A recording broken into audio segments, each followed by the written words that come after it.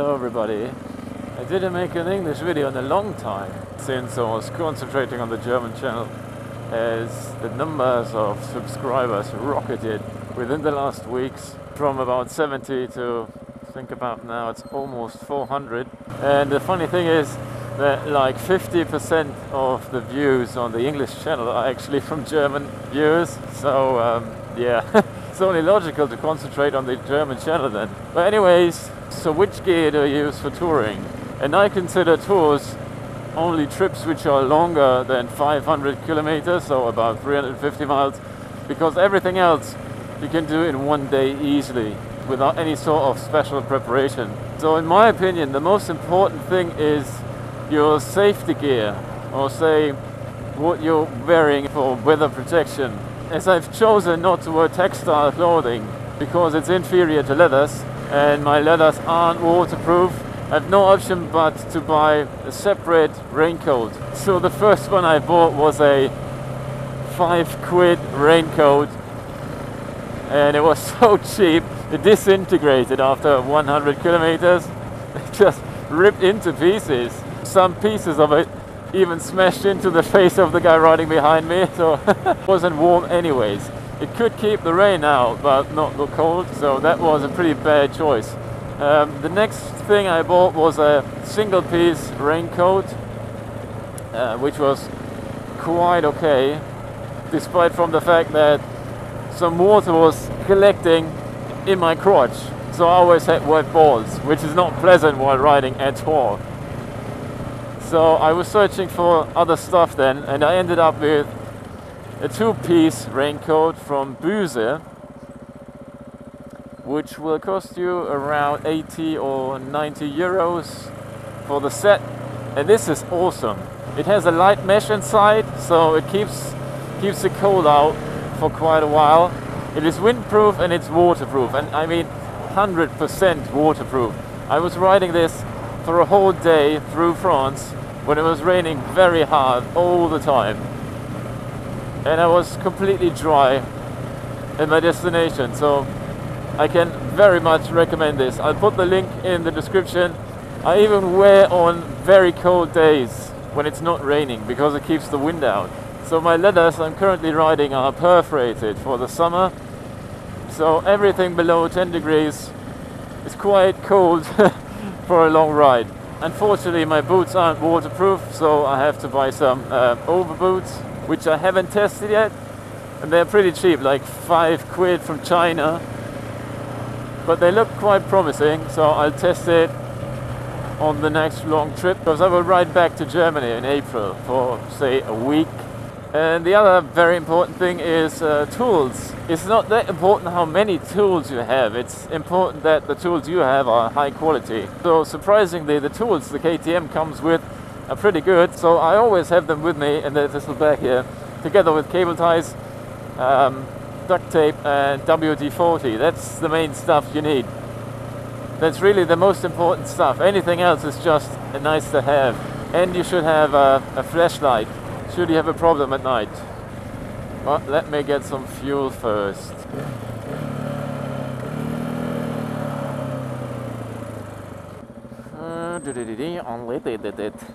Oh, by the way, I've changed the plastics on the bike, so it's now white again. I now have a full orange set of plastics lying in my garage, so now I can choose between orange, black and white. And the funny thing is, I think it was last weekend when a guy in a DLC 400 showed up behind me. Today I was parking in town, I had a coffee with a friend, came back after an hour, and I had a note in my pocket here. Hello, my name's so-and-so, I was chasing you last weekend on the DLC, but I lost you at a traffic light, so if you would like to ride around, here's my number and my email. Oh, a nice bloke. So guess I found some company then. But back to topic. Next up is luggage. So I'm using these Oddly Moto saddlebags. They cost about 180 quid. They have no zipper. They roll up and you clip them together. So they are 100% waterproof. They are awesome. All my stuff was completely dry, even though I was riding through that monsoon. So really good stuff.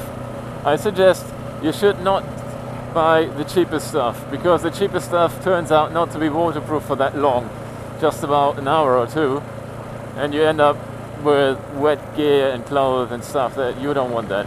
And I also don't like these kind of bags that have a separate bag, like a plastic bag you pull over them, which makes them waterproof.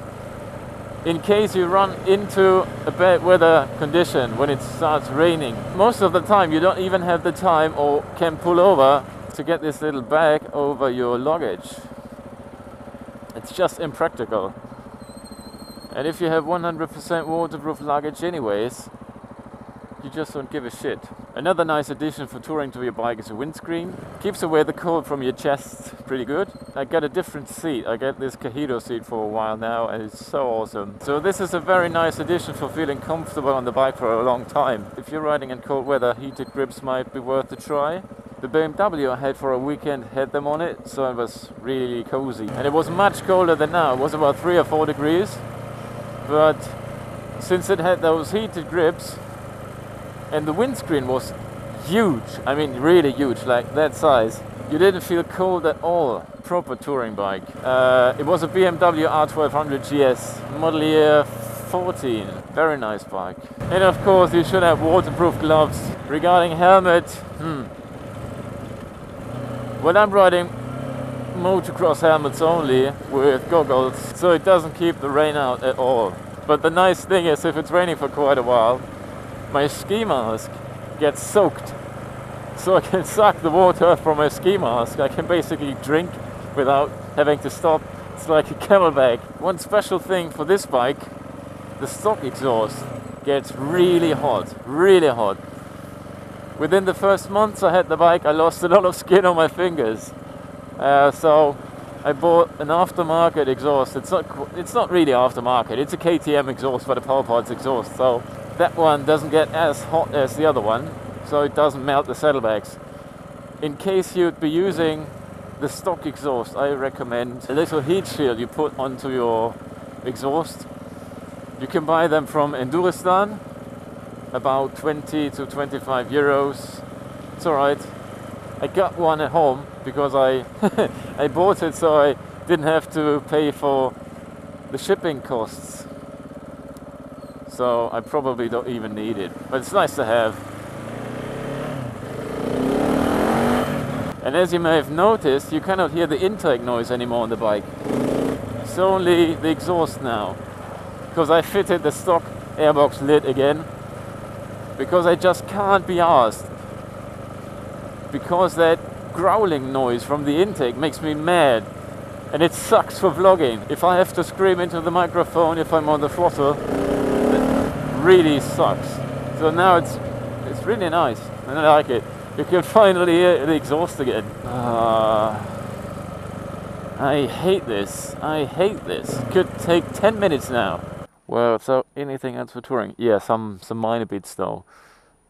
Get yourself some cleaning wipes. You don't have water with you all the time, and tissues, and get yourself some earplugs. Get yourself some earplugs if you're riding on the motorway or autobahn. It makes me mad when I'm riding on the motorway without earplugs. The wind noise is just so bad. But it might be down to the helmet, so I didn't use any earplugs when I was riding the GS500. I was riding a different helmet. I was riding a full face helmet with a visor, not with the goggles, so I think that's the main difference. Anything else? Well, if you intend to go camping, then you should have a pretty small tent, a lightweight tent. So the first tent I bought for touring on the bike was a pop-up tent. These massive discs. They're really nice to set up. You just chuck them on the field and they pop up, all done. But the packing size is rubbish. There's not enough space on the bike. So I had it on the GS500. I put a picture here. So I ended up sitting on the tent. So the next tent I bought was a Coleman Avia X3, or is it called Avia? I have no idea. Please correct me if I'm wrong. It's been advertised as a 3-man tent. However, if you're trying to sleep in there with 3 people, it gets really, really, really cozy.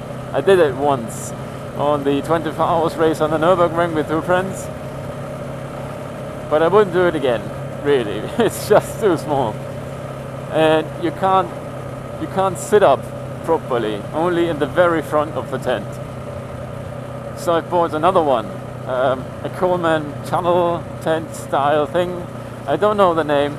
I'll double check when I'm home and put a picture here. And the interesting thing is that the tunnel tent isn't that much bigger in packing size, but you have much more space, and it's also pretty lightweight.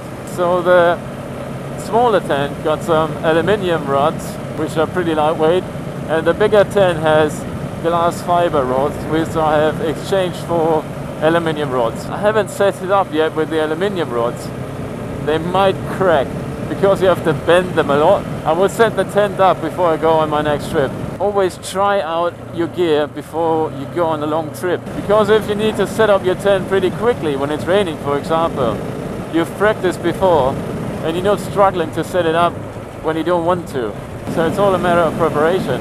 And for guidance, I'm using a sat-nav. It's a Sumo 210, not that expensive. I think I paid around 300 euros for the sat-nav, and it's a really big benefit over using maps or, say, written down instructions or directions. I always have a normal map as a backup and a compass in case the sat-nav breaks down. So that's a general thing.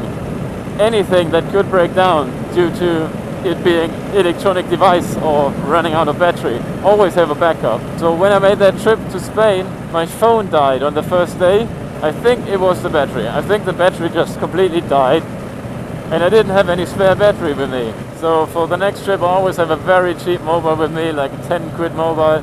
You can only write SMS and place a phone call, but that's about enough. If you're riding without a baffle, make sure to pack your baffle in case you have to put it in, especially in Germany. I can't believe how many people in England are riding without the baffle. You're so fucked in Germany if you ride without it. Like, I think now it's about 150 euros is the fine if you're riding without the baffle. You don't want to pay 150 euros. That's a lot of beers. Yeah, I think that's the most important stuff then. If you got any other questions, ask the questions in the comments, please. And I'll see you in the next video. I can tell you how this will turn out. I will fall off the bike, almost dead. And he'll be like, oh, come on, let's do another 1,000 miles. I just warmed up.